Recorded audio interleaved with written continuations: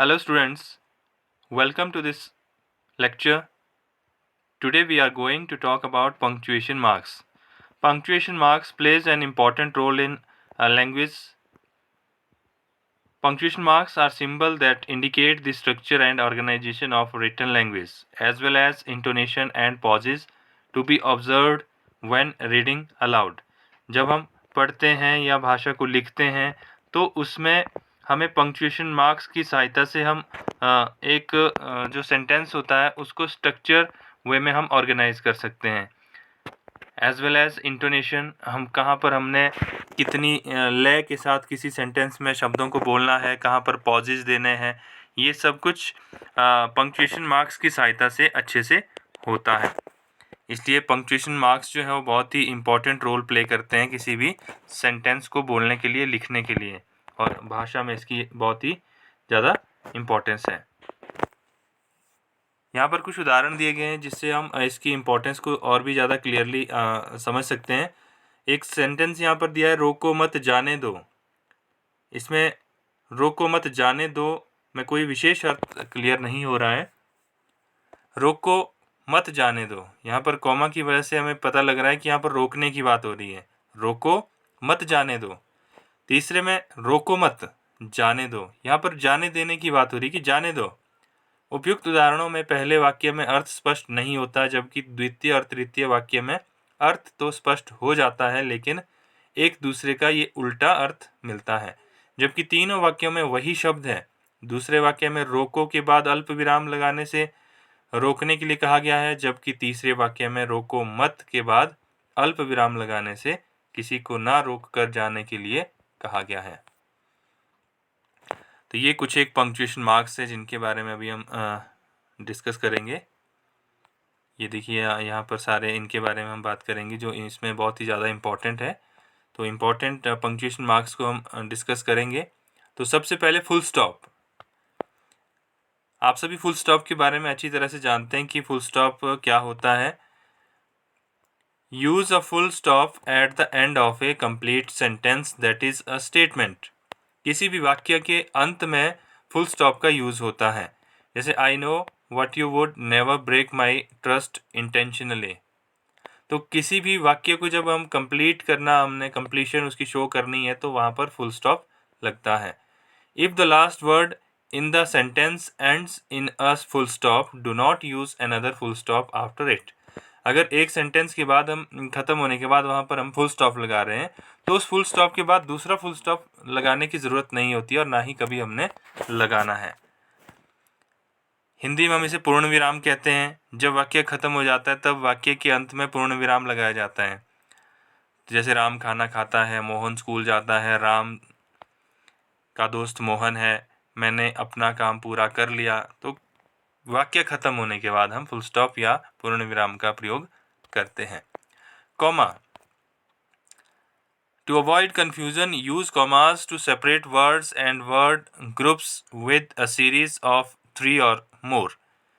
तो जब हमने कोई शब्द को अलग से शो करना है या फिर सेंटेंस में जो 2-3 सेंस कई बार एक सेंटेंस में बनती है, तो उसमें हमने तीनों को अलग से शो करने के लिए हम कॉमा का यूज़ करते हैं।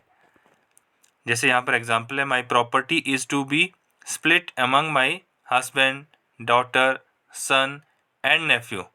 Omitting the comma after son would indicate that the son and nephew would have to split 1/3 of the property. तो इसमें ये बताया गया है कि हस्बैंड है, डॉटर है, सन है, नेफ्यू है, इनमें प्रॉपर्टी को स्प्लिट करना है। Use a comma to separate two adjectives when the word and can be inserted between them. For example, he is a strong, healthy man. Use commas before surrounding the name of or title of person directly addressed. For example, will you, Aisha, do that assignment for me? देखिए यहाँ पर will you, Aisha, do that assignment for me. Yes, doctor, I will. जहाँ थोड़ी देर रुकना पड़े वहाँ अल्प विराम चिन्ह का प्रयोग किया जाता है। अर्थात एक से अधिक वस्तुओं को दर्शाने के लिए अल्प विराम लगाया जाता है। जैसे राम, सीता, लक्ष्मण और हनुमान ये सभी भगवान के रूप में पूजे जाते हैं। मैंने भारत में पहाड़, झरने, नदी, खेत, इमारत आदि चीज़ें देखी थी। तो इस तरह से कॉमा का या फिर अल्प विराम का प्रयोग किया जाता है। Now next is colon. Use the colon to introduce a list of items when introductory word such as namely, for example, or that is do not appear. For example, I want the items namely butter, sugar and flour. I want two following items butter, sugar and flour. तो किसी जब हम इस तरह list of items को show करना होता है, इंट्रोड्यूस करना होता है, तो वहाँ पर हम कॉलन का यूज़ करते हैं। A colon should not precede a list unless it follows a complete sentence. तो जब तक complete sentence नहीं होता है तब तक इसका यूज़ नहीं होता है। जैसे I want an assistant who can input data, write reports and complete text forms. तो who can के बाद हम यहाँ पर colon का यूज़ कर सकते हैं। I want an assistant who can do the following.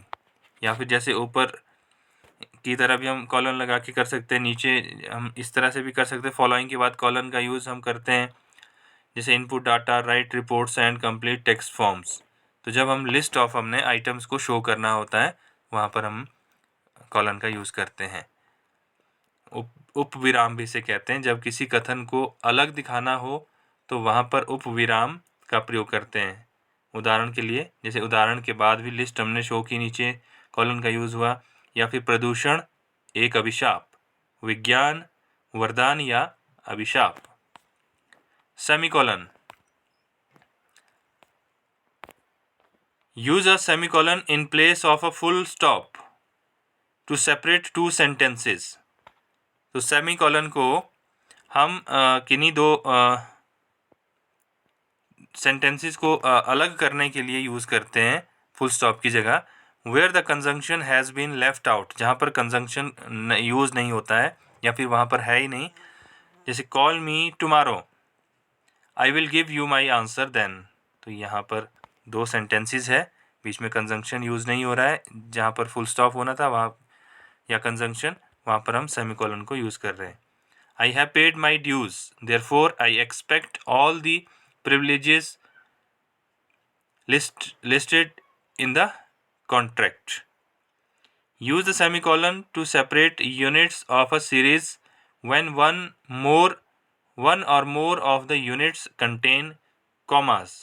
For example, this conference has people who have come from Lahore, Pakistan, Bombay, India and Jeddah, Saudi अरब। तो इस तरह से हम सेमीकोलन का यूज़ करते हैं। Question mark. क्वेश्चन मार्क आप बेहतर तरीके से जानते हैं, जहाँ पर वाक्य जो है वो क्वेश्चन की फॉर्म में होता है। Use a question mark only after a direct question.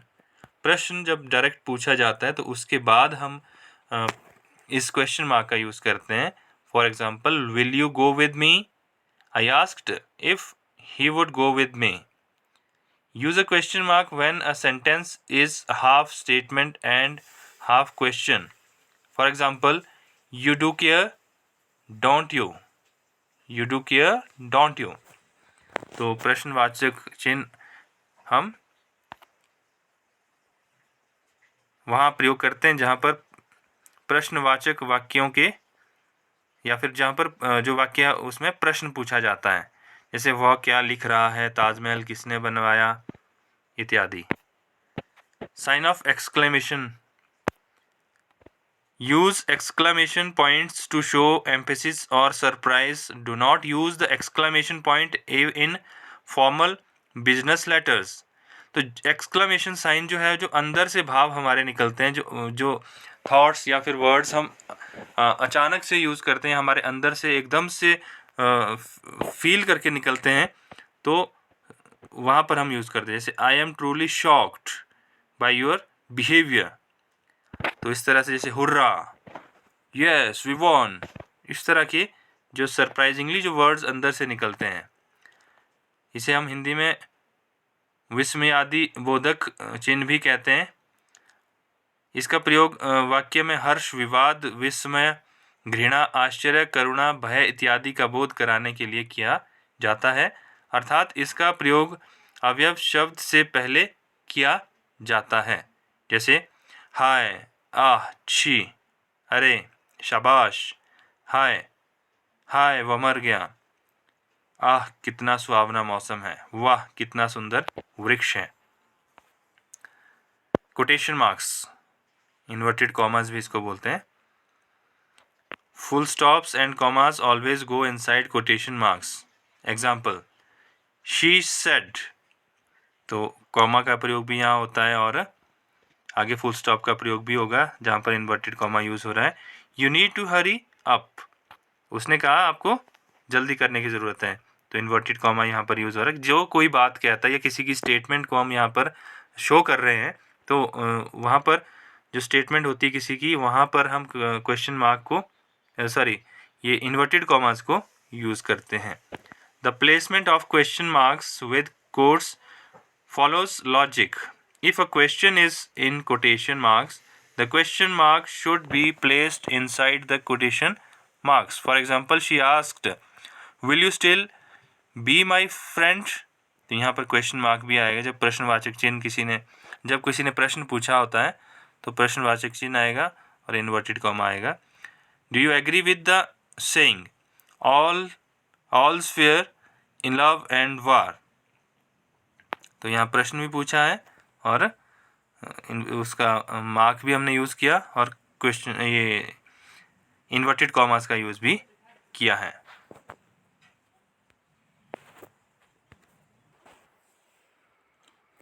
किसी की कही हुई बात को उसी तरह प्रकट करने के लिए अवतरण चिन्ह का प्रयोग किया जाता है। मतलब जिसने कोई बात कही है वैसी ही अगर हम वो बताना चाहते हैं दूसरे को लिखकर, तो वहाँ पर इन्वर्टेड कॉमास का यूज़ होता है। जैसे तुलसीदास ने सत्य कहा है, पराधीन सपने हो सुख नाही। जय शंकर प्रसाद ने कहा है, जीवन विश्व की संपत्ति है। राम ने कहा, सत्य बोलना सबसे बड़ा धर्म है। तो यहाँ सब में किसी ने जो कहा उसके उनकी जो स्टेटमेंट है उसके लिए हमने इन्वर्टेड कॉमास का यूज़ किया है। पैरेंथेसिस, यहाँ ब्रैकेट की बात हो रही है। Use parenthesis to enclose words or figures that clarify or are used as an aside. For example, I expect $500. तो मतलब जो हम कह रहे हैं उसको और भी ज़्यादा अच्छे से क्लियर करने के लिए, अंडरस्टैंडिंग को और ज़्यादा इंक्रीज करने के लिए, बढ़ाने के लिए हम ब्रैकेट का यूज़ करते हैं, जिसके अंदर हम उन शब्दों का यूज़ करते हैं जिससे हमें कोई सेंटेंस और भी अच्छे से समझ आता है। He finally answered after taking 5 minutes to think. He finally answered, उसने आंसर किया आफ्टर टेकिंग 5 मिनट्स। देखिए क्लियर हो रहा है that he did not get the question. Commas could have been used in the above example. Parentheses show less emphasis or importance. Use full parentheses to enclose numbers or letters used to listed items. For example, we need an energy physician who can think quickly. दूसरा इसमें bracket में number 2, treat patients respectfully. And 3, handle complaints from the public. Hindi में से bracket भी कहते हैं। कोष्टक देखो कई तरह के होते हैं। कोष्टक चिन्ह का प्रयोग अर्थ को और अधिक स्पष्ट करने के लिए शब्द अथवा वाक्यांश को कोष्टक के अंदर लिखकर किया जाता है। जैसे विश्वामित्र क्रोध में कांपते हुए, ठहर जा, धर्मराज युधिष्ठिर, धर्मराज ब्रैकेट में देखिए युधिष्ठिर बोल के ज़्यादा क्लियर हो रहा है, सत्य और धर्म के संरक्षक थे। Apostrophe, use apostrophe with contractions the apostrophe in is always placed at the spot where one or more letters have been removed. For example, don't, isn't, you are, your, right, she is a great teacher, जहाँ पर हमने बीच से कुछ शब्द निकाल दिए। देखिए do not को NOT हमने ओ निकाल दिया, डू नॉट की जगह डोंट कर दिया, इज़ नॉट की जगह इज़ंट हो गया, यू आर की जगह ए को निकाल के यू आर। तो इस तरह के जो स्टेटमेंट जो शब्द होते हैं वहाँ पर एपोस्ट्रॉफी का यूज़ किया जाता है। Use the apostrophe to show possession, place the apostrophe before the S to show singular possession. For example, one boy's hat, तो लड़के की hat, one child's hat, namely ending is s or an s sound are also required to have the second s added. Mr. Jones golf clubs, John का golf club, Mrs. Lee's books, name is Lee's। या फिर हम अगर s जैसे one boys हमने कर दिया एक लड़के का, तो अगर हमने बहुत सारे लड़कों का हैट बोलना है तो BOYS के बाद एपोस्ट्रॉफी लगेगी। तो प्लूरल जब हमने जो बहुवचन के रूप में बात करनी है, तो कि बहुत सारे लोगों की कोई चीज़ है, तो वहाँ पर S के बाद में कॉमा ये एपोस्ट्रॉफी लगेगी। और जहाँ पर सिंगुलर नंबर है वहाँ पर S से पहले वाले लेटर के ऊपर एपोस्ट्रॉफी साइन यूज़ होता है। इस बात को आपने विशेष ध्यान रखना है। Hyphen, to check whether a compound noun is two words or word or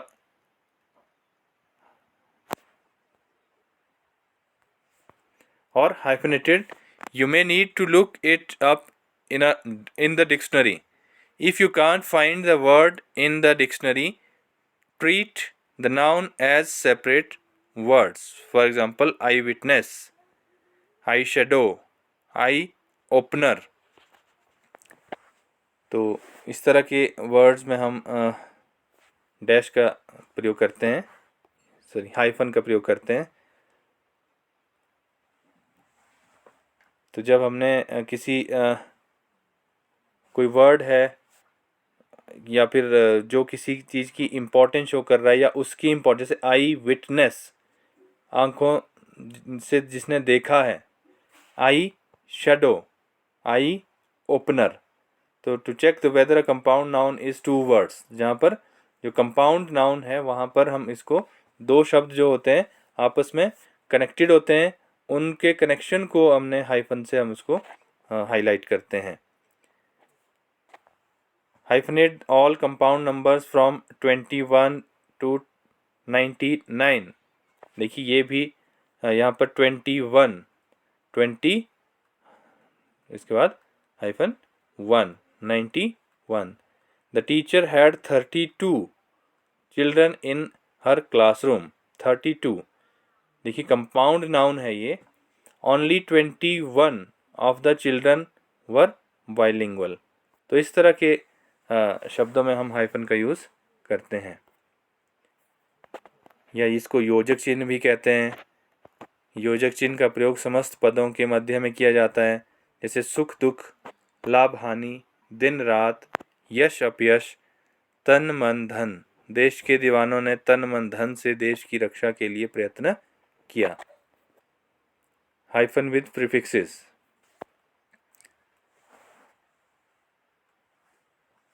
The current trend is to do away with unnecessary hyphens.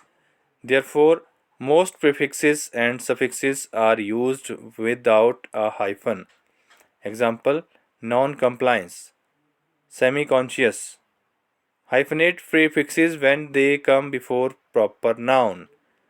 तो जब प्रीफिक्स में देखिए अन-अमेरिकन, अनकॉन्शियसनेस, तो जब प्रीफिक्स कोई हम जोड़ते हैं किसी वर्ड में, तो वहाँ पर भी इस तरह से हम इसका हाइफन का यूज़ करते हैं। सफिक्सेस में भी होता है कि वर्ड के एंड में अगर हम कुछ जोड़ रहे हैं तो उस वर्ड में भी हम यूज़ कर सकते हैं कई बार। Dashes an en dash named for the width of typesetters and k is a little longer than a hyphen. It is used for span of time, hyphen से थोड़ा बड़ा होता है इसका size, of span of time when you might otherwise use to. मतलब ये हम time के को इंडिकेट करने के लिए यूज़ करते हैं इस डैश को। द ईयर्स 2001 to 2003, तो ये इसका डैश का साइन थोड़ा बड़ा होता है। जनवरी जून, जनवरी टू जून। लाघव चिन्ह होता है किसी बड़े तथा प्रसिद्ध शब्द को संक्षेप में लिखने के लिए उस शब्द का पहला अक्षर लिखकर उसके आगे शून्य लगा देते हैं, या शून्य ही लाघव चिन्ह कहलाता है। जैसे डॉक्टर के लिए आगे यहाँ पर देख लीजिए कैसे है, पंडित के लिए, इंजीनियर के लिए, उत्तर प्रदेश के लिए, इस तरह से हम लाघव चिन्ह का या एब्रीवेशन साइन इसको बोलते हैं, इसका यूज़ करते हैं। साइन ऑफ फॉलोइंग है हमारे पास। इसके बाद विवरण चिन्ह इसको बोलते हैं। तो जैसे हम कोई सेंटेंस लिखते हैं, फिर उसमें लिस्ट ऑफ आइटम्स हमने लिखना होता है, तो जब हम लिखते हैं कि एज पर फॉलोइंग स्टेटमेंट्स या following points are indicators of any problem, तो फॉलोइंग का साइन ये यहाँ पर दिया गया है। इस तरह से फॉलोइंग का साइन होता है। जैसे उदाहरण, आम के निम्न फायदे हैं, संज्ञा के 3 मुख्य भेद होते हैं। आगे साइन ऑफ फॉलोइंग है, फिर नीचे लिस्ट में हम बताएंगे कि कौन कौन से 3 भाग उसके हैं। वचन के 2 भेद हैं, साइन ऑफ फॉलोइंग, इसके बाद हम नीचे उसके नाम लिखेंगे। अंडरलाइन है, किसी भी वाक्य में महत्वपूर्ण शब्द, पद, वाक्य को रेखांकित करने के लिए रेखांकन चिन्ह का प्रयोग किया जाता है। अंडरलाइन का प्रयोग किया जाता है जो इम्पॉर्टेंट शब्द होते हैं। जैसे हरियाणा और उत्तर प्रदेश को यमुना नदी पृथक करती है, तो हरियाणा और उत्तर प्रदेश, तो इस तरह से हम इनको हाईलाइट कर सकते हैं अंडरलाइन के माध्यम से। गोदान उपन्यास प्रेमचंद द्वारा लिखित सर्वश्रेष्ठ कृति है, तो गोदान उपन्यास और प्रेमचंद, ये यहाँ हम इनको अंडरलाइन भी कर सकते हैं। कृष्ण ने बरगद के पेड़ के नीचे उपदेश दिया था। ठीक है, तो ये जो महत्वपूर्ण शब्द होता है या कोई पद होता है वाक्य में, उसे रेखांकित जब करते हैं तो वो रेखांकन चिन्ह कहलाता है, या अंडरलाइन उसे हम कहते हैं। ओमिशन, पदलोप। ओमिशन, जब वाक्य या अनुच्छेद में कुछ अंश छोड़कर लिखना हो तो लोप चिन्ह का प्रयोग किया जाता है। जैसे राम ने मोहन को गाली दी, मैं सामान उठा दूंगा पर, तो थोड़ा इसमें अंश छोड़ दिया गया है। मैं घर अवश्य चलूंगा पर तुम्हारे साथ। तो इस तरह से जब थोड़ा ये गैप आता है इसमें सेंटेंस में, तो वहाँ पर हम साइन ऑफ ओमिशन यूज़ करते हैं। रिपीट पॉइंटर सिंबल, पुनरुक्ति सूचक चिन्ह का प्रयोग ऊपर लिखे किसी वाक्य के अंश को दोबारा लिखने से बचने के लिए किया जाता है। जैसे रमेश कक्षा 10वीं में पढ़ता है, तो रमेश के पिता एक किसान है, तो दूसरी बार रमेश लिखने के बजाय हमने यहाँ क्या कर दिया, रिपीट पॉइंटर सिंबल को यूज़ कर दिया। ऊपर रमेश लिखा है तो नीचे हमने साइन से ये इंडिकेट कर दिया कि नीचे भी हम रमेश की ही बात कर रहे हैं, तो रमेश के पिता एक किसान है। यहाँ रिपीट पॉइंटर का प्रयोग रमेश के लिए हुआ है। तो that's all about punctuation marks. Thank you.